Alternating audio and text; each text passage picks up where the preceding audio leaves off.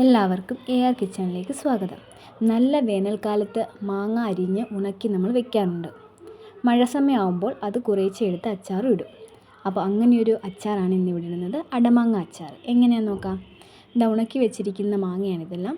ഈ അടമാങ്ങ ഒന്ന് ചൂടുവെള്ളത്തിലിട്ട് കഴുകിയെടുക്കാം. പൂപ്പലും അഴുക്കും ഒക്കെ ഉണ്ടെങ്കിൽ ഒന്ന് പോയി കിട്ടാൻ ഇത് സഹായിക്കും. ഇനി അത് വെള്ളത്തിൽ നിന്നും കോരി മാറ്റി വയ്ക്കാം.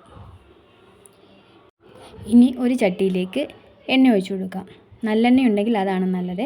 ചൂടാവുമ്പോൾ കടുക് പൊട്ടിക്കാം.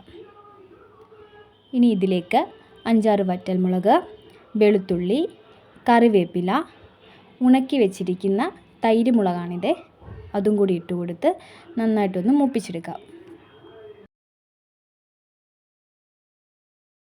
പൊടികളെല്ലാം ചേർത്ത് കൊടുക്കാം. ആവശ്യത്തിന് മുളക് പൊടി, മഞ്ഞൾപ്പൊടി, ഉലുവാപ്പൊടി, കായപ്പൊടി ഇത്രയും കൂട്ടിയിട്ട് നന്നായിട്ട് മൂപ്പിച്ചെടുക്കാം.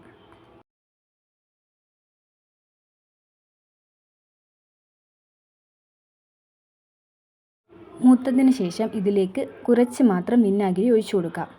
ഇനി ഇതിലേക്ക് കുറച്ച് പച്ചവെള്ളവും കൂടി ഒഴിച്ച് നന്നായിട്ട് തിളപ്പിച്ചെടുക്കാം. ഇതിലേക്ക് ഒരല്പം ഉപ്പും കൂടി ചേർത്ത് കൊടുക്കാം.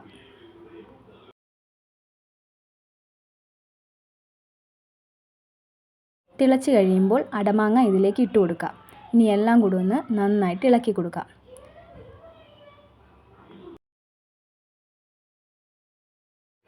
ഒന്ന് ചൂടാവുമ്പോൾ ഉപ്പ് നോക്കിയിട്ട് ആവശ്യമെങ്കിൽ ഒരല്പം ഉപ്പും കൂടി ചേർത്ത് കൊടുക്കാം.